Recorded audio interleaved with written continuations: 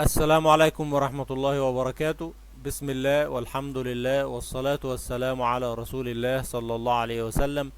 من هنا من مصر، وبالتحديد من القاهرة، ننير بفضل الله العالم ونخرجه من استكراده ان شاء الله. قبل ما اخش في موضوع الحلقة، في تنويه صغير بس، وهو ان في اول حلقة خالص في افتتاحية القناة كنت قلت ان انا عندي 3 مواضيع جديدة.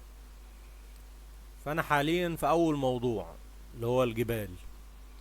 وموضوع الجبال ده هيستمر معانا يمكن سنة او 2 او الله اعلم، لان ربنا بيفتح عليا كل يوم بأدلة جديدة ومعلومات جديدة.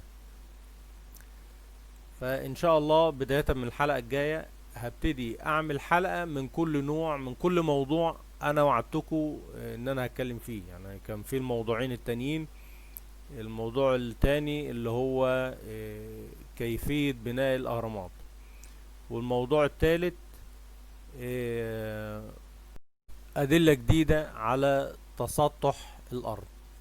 يعني ما وردتش في أي فيديو من فيديوهات اللي بتتكلم على أدلة تسطح الأرض. لأن بصراحة لو استنيت على ما أخلص موضوع الجبال هقعد سنتين، فده حمل ثقيل على صدري. فلازم اتكلم على كل نوع من الانواع اللي عندي، او كل موضوع من المواضيع اللي عندي. كل حلقة بتتكلم عن موضوع. ونخش دلوقتي على موضوع حلقتنا. الحلقة دي هي الحلقة المنتظرة اللي انا مأجلها بقالي كذا شهر. في الحلقة اللي فاتت كنت وريت حضراتكم ازاي مداخل الكهوف واشكال مداخل الكهوف، وانها متطابقة بالظبط مع نفس الفتحات في الاشجار. طيب دلوقتي هنخش بقى جوه الكهوف، نشوف ايه اللي جوه، وهل اللي جوه ده فيه زيه نباتات ولا لا. تعالوا معايا كده، بصوا حضراتكم معانا كده. شايفين التشكيلات العجيبة دي؟ سبحان الله. هما بيقولوا الاشكال دي حصلت عن طريق الاملاح الزائبة من البواطن الكهوف، من بطن الكهف. يعني اللي نازلة من الجبل من فوق املاح زائبة فضلت تنزل، يعني ايه، نقطة نقطة.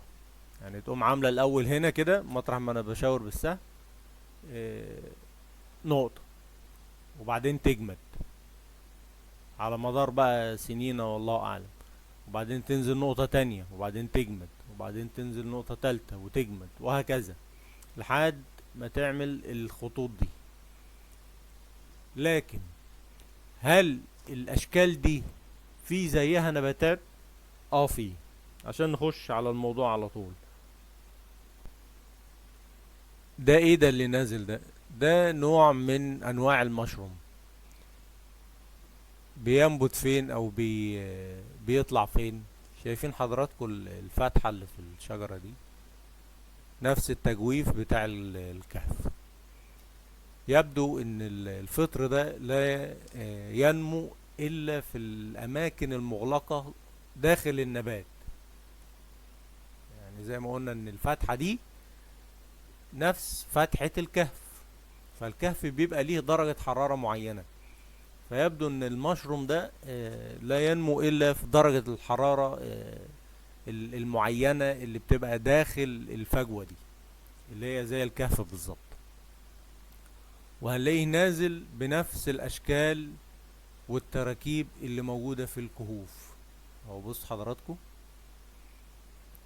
اهي نفس الاشكال. نجيب بقى كده الصور مع بعض ونقارن ونشوف.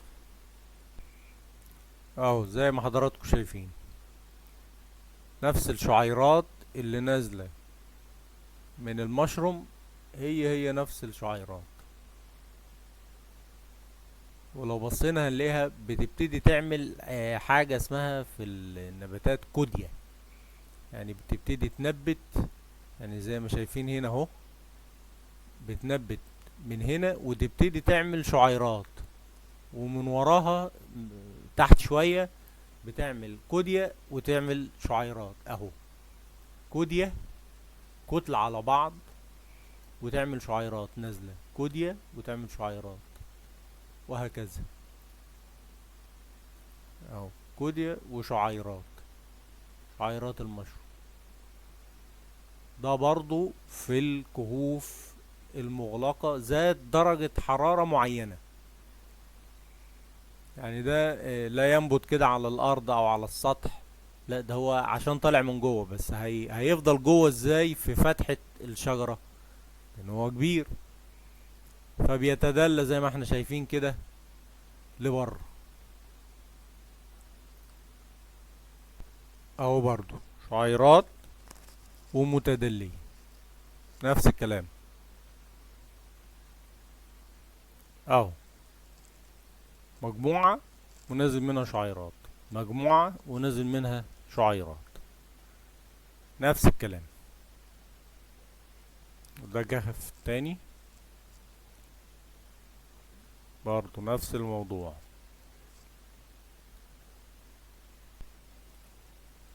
وده كمان برضو هنا كهف تاني، بس هم عشان ملونينه الصورة من بعيد شوية فمش واضح الشعيرات اللي نازلة. وده هنا شعيرات تاني اهو. يعني هم زي ما قلت لحضراتكم ان هم بيقولوا ان الشعيرات اللي نازلة دي عبارة عن املاح زائبة من داخل الكهف، فبتنزل نقطة وتجمد، وبعدين تنزل وراها تانية نقطة وتجمد، ونقطة وتجمد، ونقطة وتجمد، لحد ما تقوم عاملة اخر الحرف الرفيع ده كده. لكن ده مش صحيح. زي ما احنا شايفين اهو، ليها مثال نباتي او ليها مثال في المشروم. يبقى الكلام بتاعهم ده غير صحيح. مادام ليها مثال يبقى العلم اللي هم بيقدموه خطأ. واحد هيقول لي طب ما في بعض الاماكن بيبقى فيها سلوك عامله خيوط رفيعه، بس مش زي دي. اوريها لكم اهي. اه حاجه زي كده، شلال متجمد يبدو في الظاهر ان هو قريب الشبه من المشروم، عشان نازل منه خيوط والتاني نازل منه خيوط، وطالع بكوديا او مجموعة زي نظام المشروم بالظبط. لكن هو ممكن يتشابه في الظاهر لكن مش معمول بنفس الطريقة. يعني مش معنى كده ان الكهف معمول بنفس طريقة المية الاملاح الزائبة زي ما الشلال هنا ينقط نقطة فيعمل جزء من شعيرة، وينقط ويجمد وينقط ويجمد وهكذا لحد ما يعمل شعيرات. لكن المجموعات دي مش المية هي اللي السبب فيها. المجموعات دي السبب فيها الصخور اللي تحت. يعني الجزء ده كده السبب فيه ان هو خارج لبره، ان فيه صخرة تحت المية بتنقط من هنا. لكن الصخور دي كلها مش متساوية، يعني هي مش نازلة من حيطة متساوية كلها مع بعض، لا. هي المجموعة دي اتعملت بالشكل ده لان فيه صخرة خارجة لبره طالعة لبره فمنقطة. يعني هي غير دي. المجموعة كل مجموعة في دول، دي او دي او دي، اللي عاملها المشروم نفسه النبات نفسه، مش جزء من الشجرة خارج فالمشروم نازل منسدل عليه وكأنها مثلا زي ستارة او حاجة. لا، الموضوع مش كده. الموضوع ان النبات نفسه هو اللي عامل الكودية، هو اللي عامل المجموعة. انما هنا اللي عامل الخيوط دي الجبال او الصخور اللي خارجة لبره، فالمية منسدلة عليها بدأت تنقط فعملت خيوط. انما هنا النبات هو اللي عامل المجاميع دي. نكمل اهو. واضح ان النبات نفسه او المشروم هو اللي عامل المجموعة كوديا اهو، نازلين منسدلين بشكل رائع سبحان الله من ورا بعض، وداخله لجوه وبعدين خارجه لبره لبره لبره لبره. يعني اشكال في منتهى الجمال. ويبدو برضو ان المشروم ده، النبات ده، بيتأثر بحرارة الكهف. يعني زي ما تقولوا فيه نسبة زيوت او دهون موجودة في المشروم. يعني يبدو ان هو نوعا ما بيسيح من درجة حرارة الكهف، بسبب درجة حرارة الكهف، فبيبقى فيه شيء من الذوبان اهو.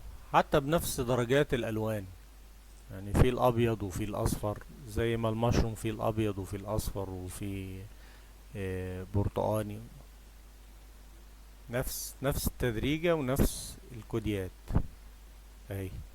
يعني مفيش صخور خارجة لبره فالاملاح نازلة متساقطة من عليها، لا، ده المشروم هو اللي عامل الكتل دي اهي، خيوط اهي.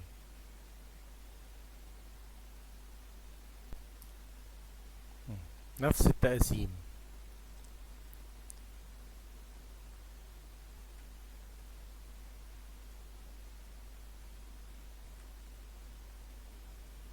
زي ما حضراتكم شايفين.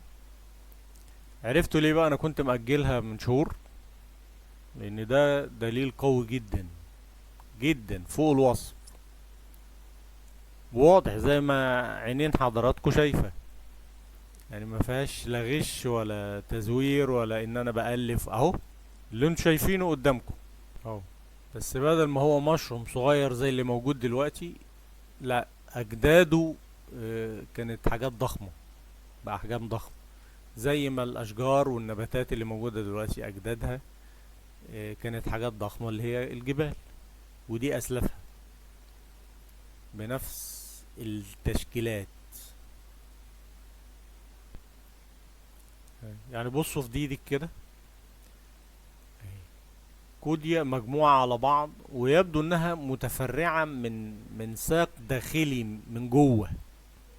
يعني يبدو ان فيه ساق في النص ونازل وعامل الكوديا، ونازل منه الشعيرات. اما لو الجبل نفسه متساقط منه املاح زي نظام الشلالات، كنا هنلاقي مفيش الفرق ده. لكن يبدو ان الشعيرات نبتت من اصل ساق في النص هنا كده، وطالع لفوق او نازل لتحت، فمنحدر منه، نبت منه.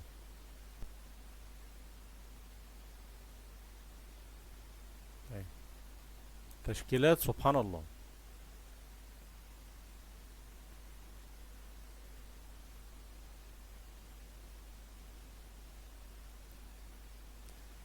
هتسألوني طب انت جبت حاجة زي كده ازاي؟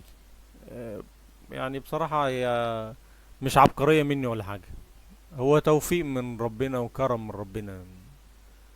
هو ده السبب، هو ده الموضوع.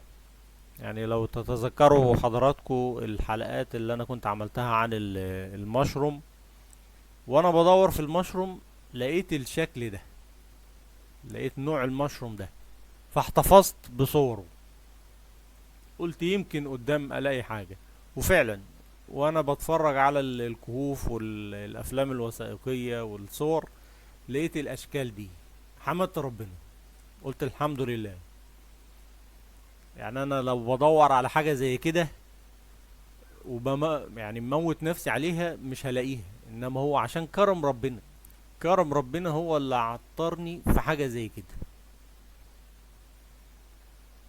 فتوفيق من الله ليس اكثر، آه، لإظهار الحق. يعني يبدو ان الزمن اللي احنا فيه بفضل الله آه، ربنا اراد ان هو يظهر الحقيقة في كذا موضوع وفي مناحي شتى، مش موضوع الجبال وبس، وفي اشكال تانية معانا يمكن تظهر لحد قدام. يعني ابحثوا معانا، يعني في دي مثلا او دي ممكن نلاقي شبيه ليها في اي نبات تاني برضه.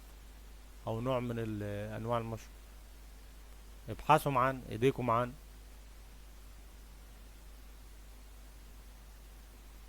اهو. اهي. تصرخ، بتصرخ وتقول على العاقل ان يتبصر ويعقل، ما يبقاش سايب مخه زي ما هو كده، زي ما هم يوجهوه يروح وراهم.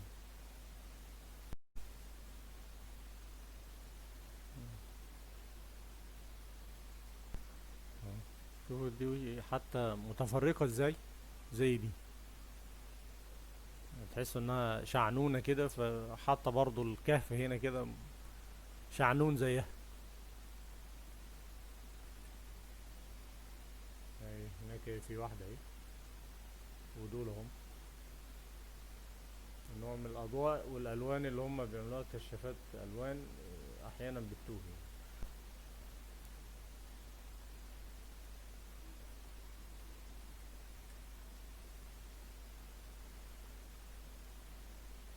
اهو مستطيلة زي حتى شعيرات تخينة، وهنا برضو تخينة. اهو. اهو. لا نملك إلا أن نقول سبحان الله، خلق فأبدع.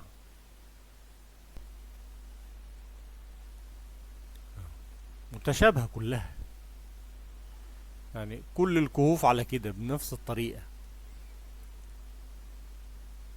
يعني زي ما قلت لحضراتكم ان يبدو ان المشروم ده لا ينمو الا في درجة حرارة معينة، يعني في شيء مكتوم، في مكان مكتوم.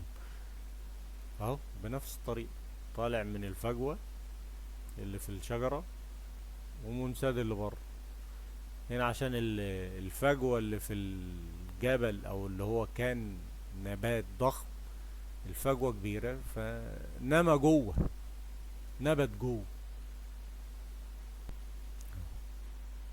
في بيبقى نباتات دهنية نسبة الزيوت فيها عالية، فمع الحرارة بتسيح زي ما انتم شايفين كده.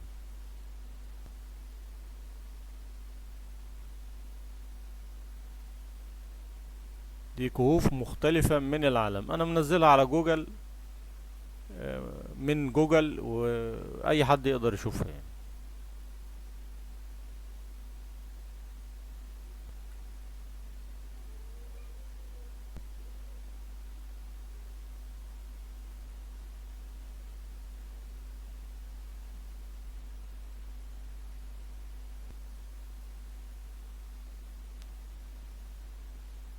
هذا توفيق من الله وليس جهدي، بل هو فضل من الله.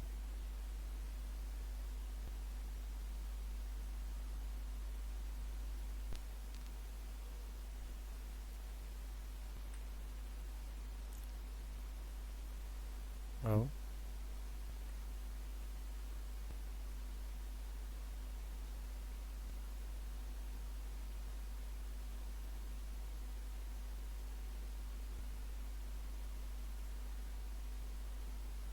أهو. سايحة جامد هنا، يبدو ان الكهف ده في منطقة حارة. او بصوا على دي تثبت اكتر ان ده مش املاح متساقطة، لانه متساقط منين؟ اللي فوق منه هوا هو، مفيش حاجة. هيتساقط منين الا اذا كان نبات نما عمال بيكبر وينمو زي ده كده، يعني ده كده مفيش حاجة فوق منه، هو اللي خارج لبره ومنسدل. فده برضه هو اللي خارج لبره ومنسدل. يعني الصورة دي كويسة، انها جايبة فوق الشعيرات، فوق المشروم، فموضحة. ده دليل قوي جدا يعني، عشان ما يجوش يقولوا ده املاح زائبة. زائبة منين بقى؟ فين الذوبان؟ فين السقف اللي نازلة منه؟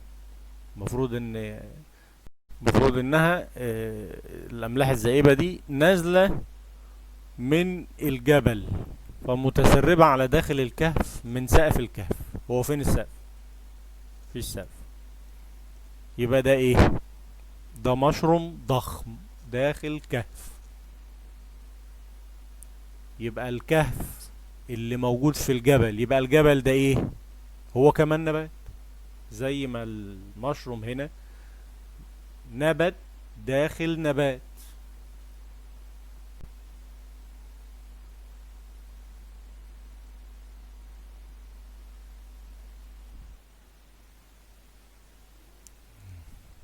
شايفين الجمال؟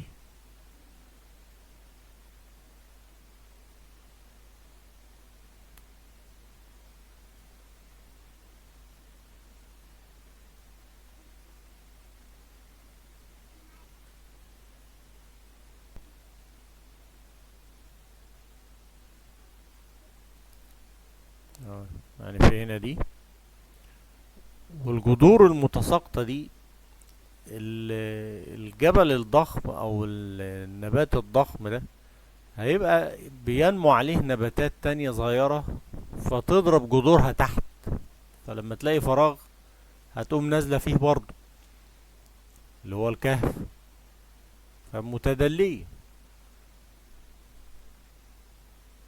اهي، زي الجذور اللي نازلة من فوق دي، او هي شعيرات المشروم نفسه اهو.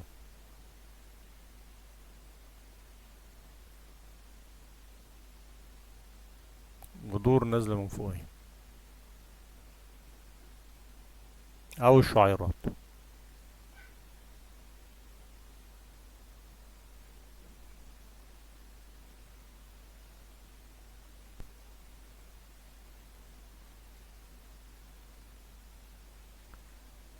لاحظوا معايا في الصورة دي كده، الكهف ده، الحاجات دي مش نازلة من السقف، في فاصل ما بين السقف وما بينها، دي كده في فاصل اهو، وده فاصل اهو، بدليل ان الظل ضارب على السقف، يعني الاضاءة جاية من تحت هنا كده وضاربة على الشيء ده، فالظل بتاعها ضارب في السقف. فده معناه ايه؟ حتى لو احنا ما رحناش الكهف، مش لازم الواحد يروح الكهف، يعني من الصورة تقدر تعرف ان ده شيء طالع من تحت الارض وبعدين نازل منه حاجات اهو،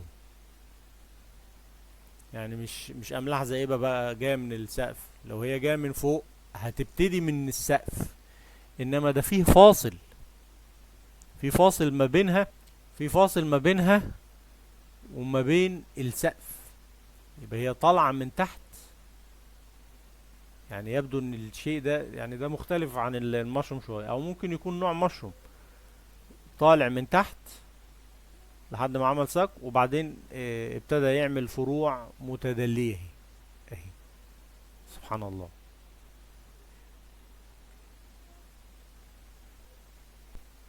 وزي دي كده اهي، يبدو انها ايه، حتى من تحت عريضة، ده معناها ايه؟ انها نمت من تحت وطلعت لفوق. ودي برضو العمود ده او الساق ده، يعني مش حاجة متساقطة من فوق، لو هو متساقط من فوق هيبتدي من فوق ايه؟